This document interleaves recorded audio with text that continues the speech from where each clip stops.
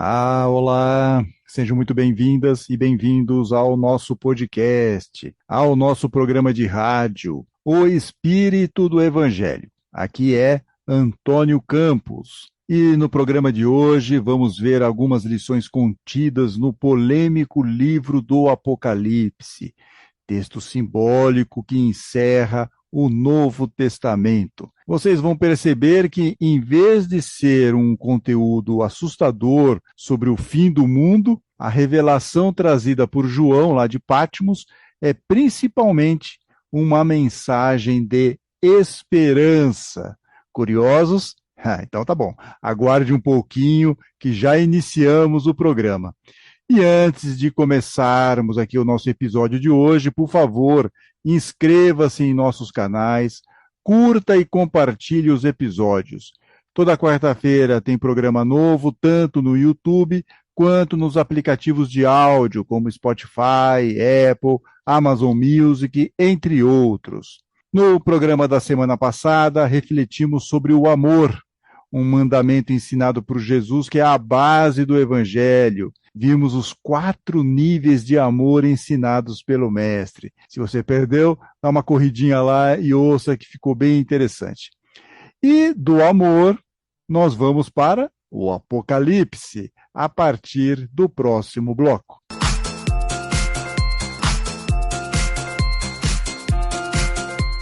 O livro do Apocalipse sempre fascinou estudiosos da Bíblia, que até hoje debatem sobre o seu real significado. O público em geral tem uma percepção de que a última obra do Novo Testamento é uma revelação, daí o nome Apocalipse, de dias trágicos no futuro. Em outras palavras, o tal fim do mundo. Mas não é bem assim. A revelação mostrada por Jesus a João de Patmos, João que estava lá na ilha de Patmos, o autor da obra, é uma mensagem principalmente de esperança. Eu não vou entrar em muitos detalhes sobre o livro do Apocalipse, porque seria uma tarefa bem complicada para a duração aqui do nosso podcast. Nós temos um tempinho muito limitado. E talvez um dia nós façamos aqui uma série de aulas em nosso canal no YouTube sobre o Apocalipse. De qualquer forma, eu vou deixar na descrição do episódio um texto que escrevi sobre o Apocalipse para a revista Ceareiro. É só clicar e baixar o PDF da publicação. Bom, como eu estava dizendo, João de Patmos, e eu vou falar aqui João de Patmos, para a gente não entrar muito nessa discussão se era o João o evangelista, que João era esse, enfim, eu vou falar que é o João de Patmos, tá bom? Vou pular um pouco essa parte de falar sobre a autoria, porque também é um terreno pantanoso. De qualquer forma, esse João de Patmos escreveu o Apocalipse principalmente como uma mensagem de esperança para as comunidades cristãs que se sentiam perseguidas pelo Império Romano. Também se sentiam perseguidas lá pelos pagãos, pelas sinagogas, eles estavam sendo expulsos das sinagogas lá no final do século I. Então, as coisas estavam um pouco complicadas para os cristãos, eles estavam desanimados, estavam tristes, estavam com pouca esperança de que as coisas iriam melhorar. Grosso modo, João buscava levar ânimo para aqueles primeiros cristãos. Tentava reanimar a turma, reanimar a tropa. Também tentou, com o texto, mostrar que eles deveriam perseverar, não deveriam esmorecer, deviam continuar na sua caminhada. Mantivessem a fé e não se desviassem, porque em breve Jesus iria voltar. E esse em breve é destacado logo na abertura, no capítulo 1, versículo 1, lá do Apocalipse, que diz o seguinte: as coisas que devem acontecer muito em breve, o tempo está próximo. E essa ideia de que tudo isso deve acontecer muito em breve é repetida ainda mais 4 vezes, lá no final, no último capítulo do livro do Apocalipse, no capítulo 22. Ele vai falar mais 4 vezes lá de que o tempo vai acontecer logo. Tudo isso que está sendo narrado no Apocalipse vai acontecer logo. Não é algo que vai ter que demorar 1 milênio, por exemplo. Não, é no nosso tempo aqui. Agora, o interessante no Apocalipse para nós que estamos aqui em 2022, né, acompanhando tudo isso que está acontecendo à nossa volta, é que essa ideia de resistência às dificuldades em um determinado momento histórico se repete em vários outros momentos ao longo da história da humanidade. Isso aqui é importante, quer dizer, aquela dificuldade, aquela falta de esperança daquela comunidade cristã que João retrata tão bem, ou pelo menos tenta animá-la nesse texto do Apocalipse, essas mesmas dificuldades, essa mesma falta de esperança, esses mesmos problemas, mudando aqui os personagens e tal, eles vão acontecer ao longo da história em vários outros momentos. Por isso que o livro da Revelação, como também é conhecido o Apocalipse, parece ser uma predição do futuro, ou nos passa a impressão de ser extremamente atual para os nossos dias. É por isso. Quer dizer, apesar de estar dentro de um contexto histórico, esse contexto histórico ele é universal praticamente para nós. Ele fala em vários momentos aí na história. Mas é importante ressaltar que não haveria um fim do mundo. Isso aqui é importante. Não é a ideia do fim do planeta, do fim do mundo, não é nada disso. Não, pelo menos, para os cristãos que se mantivessem firmes na fé, no olhar aqui de João. Então, aqueles que seguissem, perseverassem na fé, esses estavam tranquilos. Por outro lado, aqueles que não seguiram, ou estavam muito resistentes, ficavam muito nessa parte da maldade, esses rodaram. Kardec, inclusive, refuta essa ideia de fim de mundo. Ele não faz nenhuma análise sobre o Apocalipse, então a gente não tem, dentro do que nós entendemos ser doutrina espírita, uma visão doutrinária de Allan Kardec sobre o Apocalipse. Nós não temos isso. O que nós temos são versões ou interpretações de muitos espíritas que vieram posteriormente a Kardec e deram a sua visão muito particular sobre a obra. E está tudo bem, mas não é, no meu entendimento, doutrina espírita. A doutrina espírita é Allan Kardec. E ele fez, então, um comentário lá no livro A Gênese, não sobre o Apocalipse, mas sobre uma ideia aqui que Jesus colocou como um tipo de um julgamento, o final dos tempos, alguma coisa assim lá no Evangelho. Então, lá no livro A Gênese, no capítulo 17, itens 57 e 58, o mestre de Lyon indica que a grande transformação do planeta, atenção, hein? Vamos anotar isso, porque Kardec, mesmo não falando do Apocalipse, ele vai em cheio na ideia aqui desse livro. Ele fala o seguinte, olha,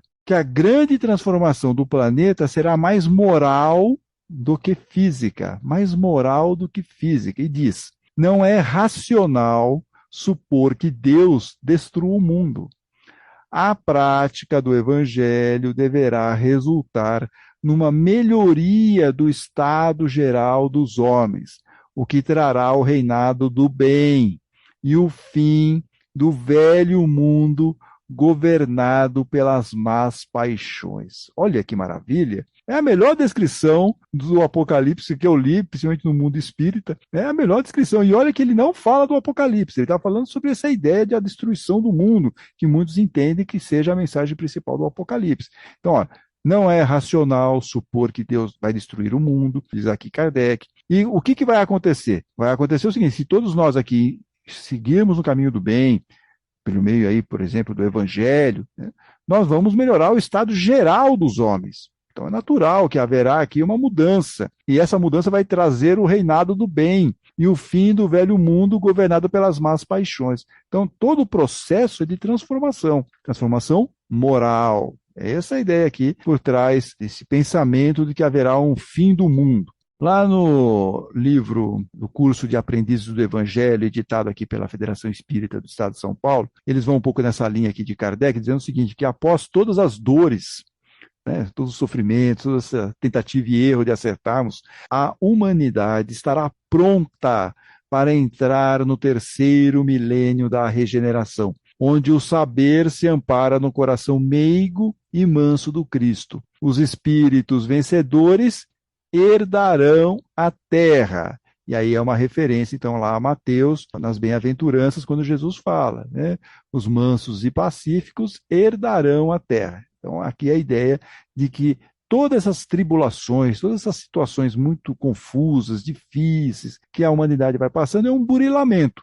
Para chegar aonde? Naquilo que nós entendemos ser aquele planeta de regeneração. Não mais um planeta de provas e expiações, mas um planeta de regeneração. Muito bem. Entendido que João quer nos passar principalmente uma mensagem de esperança para aquela comunidade, para quem ele estava falando, e essa comunidade estaria lá muito concentrada na região onde hoje é a Turquia, perto de Éfeso, né? Fica uma dúvida.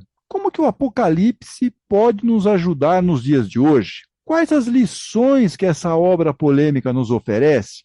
E é o que nós vamos refletir no próximo bloco.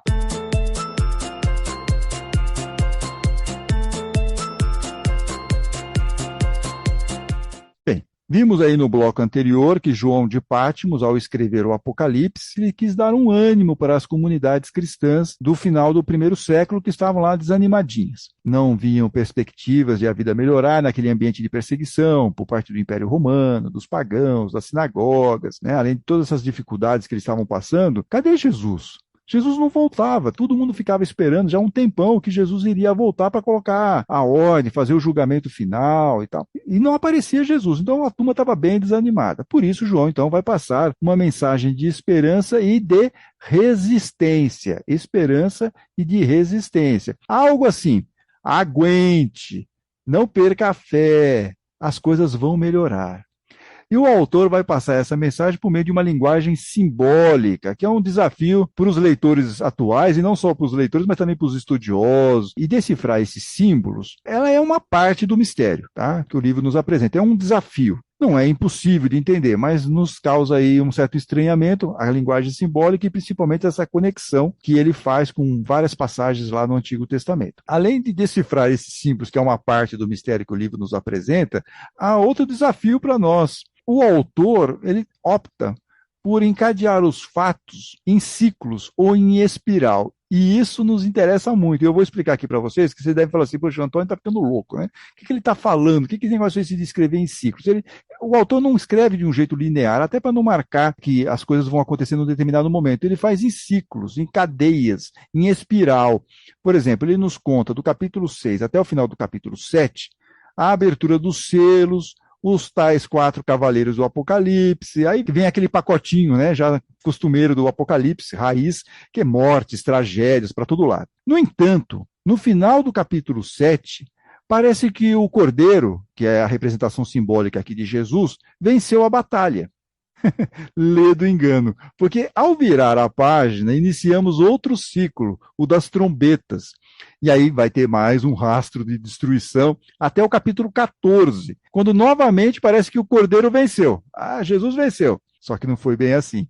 Terminamos um ciclo e vamos iniciar um novo ciclo a partir do capítulo 15, que aí vem as tais 7 taças da ira, e vão até as últimas pragas, lá no capítulo 16. Tá? Então vocês vejam que está bem delimitado, que nós temos aí 3 ciclos. Só que a gente acha que terminou o Apocalipse, não, continua no outro ciclo, e assim vai pelo menos 3 grandes ciclos de situações em que o Cordeiro, que em Jesus está enfrentando as forças do mal, que são resistentes, elas não desistem. Então, o que esses ciclos têm a ver com a nossa vida? Tudo, porque a humanidade, desculpe aqui dizer, sem querer ferir suscetibilidades, a humanidade, no geral e na média, é muito cabeçuda. Isso mesmo que vocês ouviram, cabeçuda.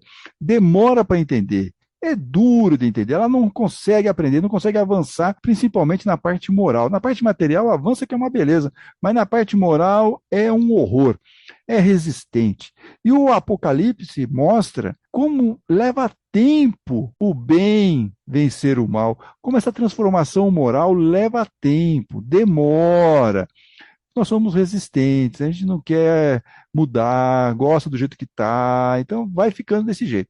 Vocês querem ver? Vamos ver aqui os ciclos e a ideia da nossa vida, aqui na humanidade. Vamos lá para o começo do século XX, tem a Primeira Guerra Mundial. Acabou a Primeira Guerra Mundial, população do mundo falando, olha, agora vamos ser um novo planeta, a humanidade agora não vai mais fazer guerras, que coisa horrorosa e tal. E o que acontece 20 anos depois, praticamente? Segunda Guerra Mundial, com direito até com a bomba atômica. Acaba a Segunda Guerra Mundial, lá por 1945, todo mundo fala, agora a humanidade vai tomar jeito, agora vamos ter um ambiente mais fraterno, vamos ter um ambiente mais de cooperação mundial e tal. Cria-se até a ONU, a Organização das Nações Unidas, em 1947, e 10 anos depois, 15 anos depois, nós temos Guerra Fria, temos a Guerra do Vietnã, depois, mais para frente, vai ter a Guerra do Afeganistão, Guerra do Iraque, agora mesmo. Estamos aí com uma guerra aí na Ucrânia e a Rússia. Então, vocês vejam que quando a gente acha que a coisa vai melhorar, depois de uma situação calamitosa, a humanidade não toma jeito e volta a cometer os mesmos erros. Veja ainda uma questão que para nós é mais próxima, que é a questão da Covid. No começo, lá em março, abril de 2020, quando a pandemia começou, tudo mais, muitos achavam que a humanidade ia tomar jeito, mudar o comportamento, ser uma sociedade mais fraterna. Havia muita conversa disso. Nossa, olha que experiência, olha que como o mundo vai mudar em relação a isso, vai mudar a nossa cabeça, o nosso entendimento. E aí, nós tomamos jeito? O que vocês acham? Já vendo assim, já com uns 2 aninhos de separação em relação ao início da pandemia. Nada, né? Não só continuamos com os maus hábitos, como ainda temos que encarar uma guerra. Continuamos a viver como se nada tivesse acontecido. Segue a vida. Por isso que os ciclos mostrados por João eles são tão pertinentes para a nossa vida. Nós não tomamos jeito. Podemos ter meteoro caindo na cabeça. Continuamos resistentes a mudar as coisas. Podemos ter lá trombeta, podemos ter taças da ira, podemos ter os selos, podemos ter cavaleiros do apocalipse, podemos ter tudo isso. Não adianta, a humanidade é resistente. Uma parte, pelo menos, da humanidade é muito resistente. Como hoje resistem a um mundo mais fraterno, com mais justiça social, sem violência. São pessoas ainda muito focadas no seu interesse pessoal, no egoísmo, no orgulho, apegados aos bens materiais, ao status, e muito voltadas, claro, ao mundo material. Mas para o autor do Apocalipse, toda essa longa caminhada terá um final feliz para aqueles que perseverarem no caminho do bem e não desanimarem. Eu vou repetir isso aqui. Toda essa longa caminhada terá um final feliz para aqueles que perseverarem no caminho do bem e não desanimarem. Isso aqui é importante, para a gente também não desanimar frente às dificuldades que nós estamos vendo aí no nosso dia a dia. Às vezes acontece um baixo astral para nós, e nossa, olha o que está acontecendo, não dá vontade, não dá ânimo de fazer nada, não tem jeito, sabe? Nunca vai mudar. Calma, tem jeito. Como diz uma amiga minha, a Silmara, ela fala o seguinte: olha, a evolução não dá saltos. A evolução não dá saltos, e a gente vai ter que ir passo a passo, e tem que segurar aí essas nossas decepções muitas vezes, esse nosso sofrimento muitas vezes de poder ver que as coisas poderiam estar um outro caminhar e não está. A gente tem que segurar isso. A evolução não dá saltos. Bom, o autor, então, ele termina dizendo o seguinte: vai ter uma batalha final entre o bem e o mal, no capítulo 19, vai ter a destruição dos inimigos, no capítulo 20, e nos capítulos 21 e 22, encerrando o Apocalipse, a Nova Jerusalém vai estar na Terra, Nova Jerusalém. Ou seja, de uma humanidade renovada, até porque vai ter também o julgamento, o famoso julgamento final, e aí os espíritos ainda mais resistentes, eles vão ser convidados a irem para o outro lugar. Vão ficar aqui apenas aqueles espíritos que estão comungando daquele mesmo entendimento de fraternidade em cima dos ensinamentos de Jesus. Pode ser aí um pouco similar, que a maior parte de vocês conhece a história aí dos exilados de Capela. Pode ser alguma coisa assim, né? Que em algum momento aquele planeta, aquele ambiente passava por uma transformação, aqueles espíritos mais resistentes não poderiam continuar na vibração daquele planeta e são convidados aí para outro lugar. Alguns deles acabam vindo aqui para a Terra, segundo Edgar Armon, mais ou menos isso. Não quero dizer que seja dessa forma, mas é mais ou menos essa a ideia, né? Seja como for, estabeleces aqui com a Nova Jerusalém um novo símbolo, um símbolo de uma sociedade plenamente fraterna, ou aqui numa visão espírita, né, seria o nosso mundo de regeneração. Como destaca o biblista José Bortolini no livro Como Ler o Apocalipse, este é o ponto alto de todo o livro, porque nos faz sonhar com o paraíso terrestre que está à nossa frente. É para lá que caminhamos, é para lá que se dirige a nossa esperança. Bacana essa frase dele aqui, né, do Bortolini, nesse livro Como Ler o Apocalipse.